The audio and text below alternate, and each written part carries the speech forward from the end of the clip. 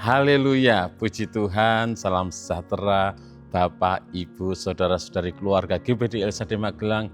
Tuhan Yesus memberkati. Resilient, tangguh dalam Tuhan. Kembali hari ini kita akan bersama-sama belajar firman Tuhan.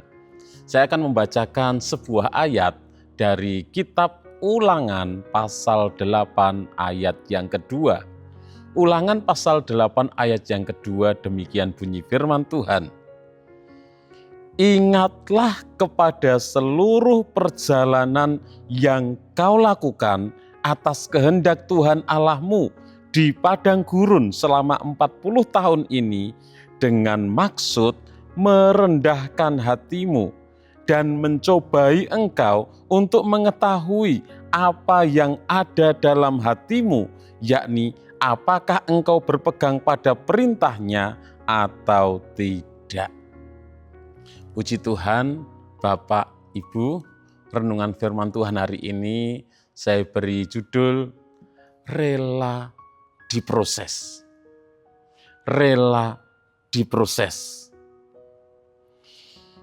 Hidup ini bukan hanya tentang tujuan, tetapi juga tentang proses.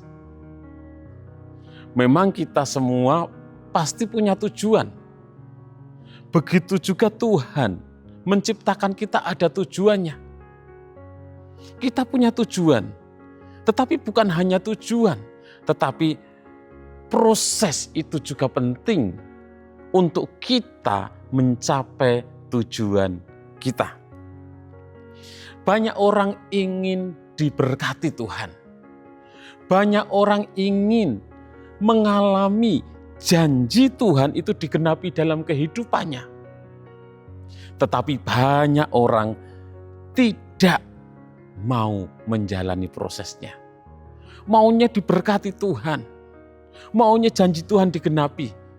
Tetapi tidak mau mengalami prosesnya. Bapak, Ibu, Saudara, justru di dalam proses itulah Tuhan bekerja paling dalam.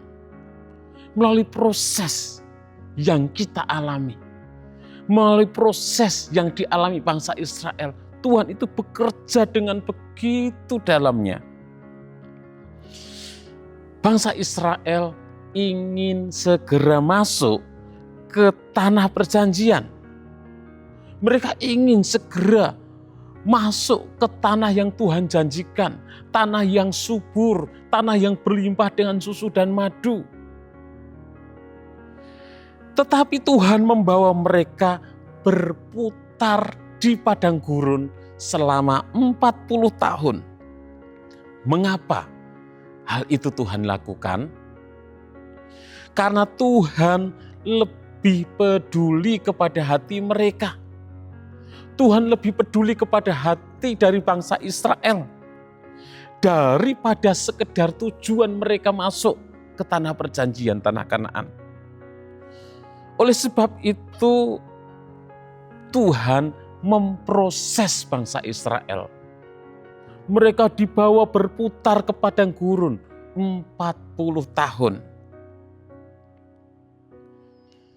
Kita sebagai umat-umat Tuhan pun tentunya memproses setiap kehidupan kita. Yang pertama, proses Tuhan itu bertujuan untuk merendahkan hati kita. Di dalam Ulangan pasal 8 ayat yang kedua tadi sudah saya bacakan. Mengapa Tuhan memproses bangsa Israel? Tuhan membawa mereka berputar di padang gurun selama 40 tahun. Ada kalimat yang dituliskan dalam Ulangan 8 ayat yang kedua. Dengan maksud merendahkan hatimu. Itulah tujuan Tuhan memproses bangsa Israel. Supaya merendahkan hati dari bangsa Israel. Seringkali sebelum Tuhan mengangkat kita, Tuhan terlebih dahulu memproses kita, Tuhan merendahkan kita. Kita harus melewati proses terlebih dahulu sebelum diangkat oleh Tuhan. Kita ingin dipakai Tuhan, tapi Tuhan izinkan kita diproses terlebih dahulu. Tuhan izinkan kita dilatih terlebih dahulu. Tuhan tentunya sangat baik bagi kita. Kita ingin berhasil, semua orang ingin berhasil, tapi Tuhan memproses kita. Tuhan mungkin izinkan kita mengalami kegagalan terlebih dahulu untuk memproses hidup kita. Mengapa Tuhan memproses? Karena kesombongan adalah musuh terbesar dari pertumbuhan rohani. Kalau Tuhan langsung membawa bangsa Israel masuk ke tanah Kanaan, tidak memproses hati mereka, tidak merendahkan hati mereka, mereka dengan cepat sampai ke tanah Kanaan, mereka akan mengalami kesombongan rohani. Seperti padi, semakin berisi, semakin merunduk. Tuhan tidak mencari orang yang tinggi hati, tetapi hati yang tunduk. Itulah yang Tuhan inginkan dari kita, umat-umatnya. Apakah kita sedang memberontak kepada Tuhan saat kita diproses oleh Tuhan? Atau kita belajar merendahkan diri kita, rela untuk diproses oleh Tuhan. Yang kedua, proses Tuhan itu menguji hati. Di dalam Ulangan pasal yang ke-8 ayat yang kedua, tadi dikatakan bahwa untuk mengetahui apa yang ada dalam hatimu. Jadi Tuhan memproses bangsa Israel, membawa mereka berputar di padang gurun 40 tahun untuk mengetahui apa yang ada dalam hati dari umatnya bangsa Israel. Tuhan bukan tidak tahu isi hati kita, tetapi lewat proses yang Tuhan izinkan, Tuhan ingin melihat sikap hati kita. Bagaimana sikap hati kita saat kita diberkati Tuhan? Apakah kita tetap setia kepada Tuhan?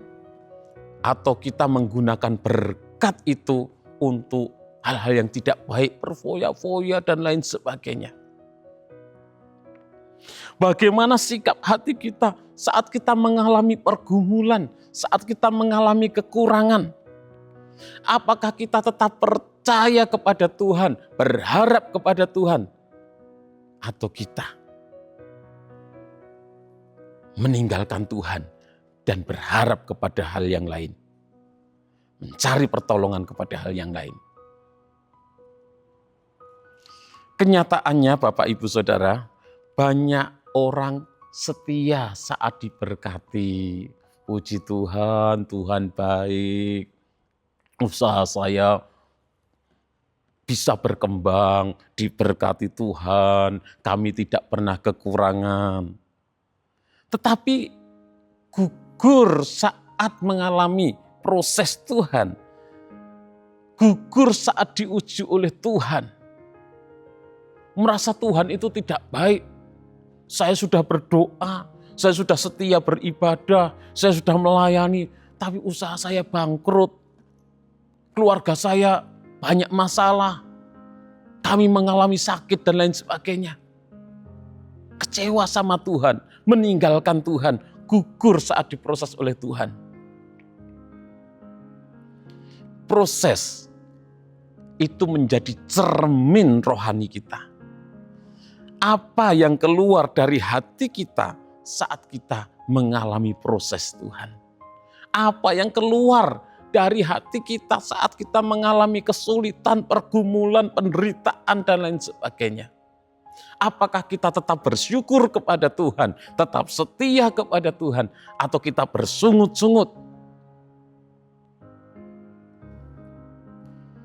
Yang ketiga, proses Tuhan melatih ketaatan.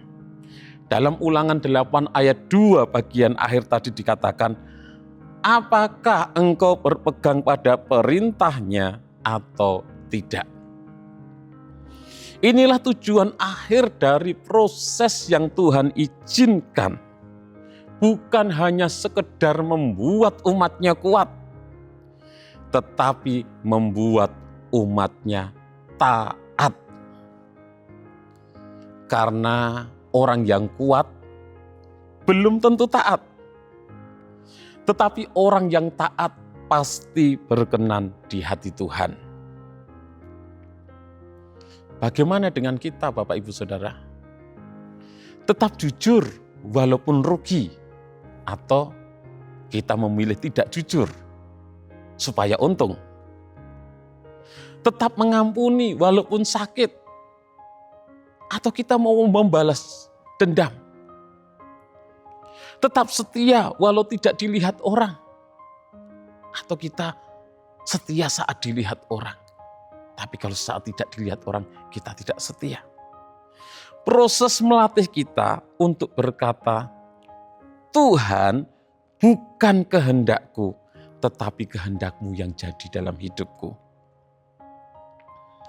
Yang keempat, proses itu memang tidak nyaman, Bapak Ibu. Padang gurun bukan tempat yang nyaman. Di padang gurun panas, kering, tidak ada kepastian. Tetapi justru disitulah bangsa Israel belajar bergantung penuh kepada Tuhan, berharap sepenuhnya kepada Tuhan. Dan mereka melihat mujizat Tuhan. Tuhan memelihara dengan mengirimkan mana setiap hari. Tuhan memimpin dengan tiang awan dan tiang api. Artinya bahwa tempat tersulit dalam hidup kita bisa menjadi tempat di mana kita bisa mengenal Tuhan dengan lebih lagi. Bapak Ibu Saudara, jangan buru-buru keluar dari proses yang Tuhan izinkan. Karena proses itu membentuk karakter kita, menyucikan hati kita, dan mempersiapkan kita untuk mengalami janji Tuhan digenapi. Relakan hati kita untuk diproses oleh Tuhan. Tanpa proses, berkat bisa menghancurkan kita. Dengan proses, berkat akan menguatkan kita. Lebih baik lama dalam proses bersama Tuhan daripada cepat sampai tujuan tetapi tanpa Tuhan. Tuhan Yesus memberkati. Terima kasih kepada Bapak Ibu Saudara yang sudah dengan setia mengikuti Renungan 79, kiranya menjadi berkat bagi kita semuanya. Bagi Bapak Ibu Saudara yang ingin didoakan dengan pokok doa tertentu atau ingin menyampaikan kesaksian, dapat menyalurkan melalui chat WhatsApp di nomor 0813 2742 0088. Mari kita berdoa. Terima kasih Tuhan, Engkau Allah yang sungguh baik dan sangat baik bagi kami. Engkau Allah yang memberkati kami. Engkau Allah yang memproses hidup kami Tuhan. Kami mau menjadi umat-umat-Mu yang tangguh di dalam Engkau. Kami mau rela Tuhan diproses, dibentuk oleh Engkau Tuhan, sehingga kami menjadi umat-umat-Mu yang tangguh, yang kuat di dalam Engkau. Terima kasih Tuhan. Terima kasih atas kehendak-Mu ya Bapa, yaitu supaya kami, keluarga GBD ILSAD Magelang yang melihat anak-Mu dan yang percaya beroleh hidup yang kekal, dan supaya Engkau membangkitkan kami pada akhir zaman. Di dalam nama Tuhan Yesus Kristus kami berdoa bersyukur. Haleluya. Amin.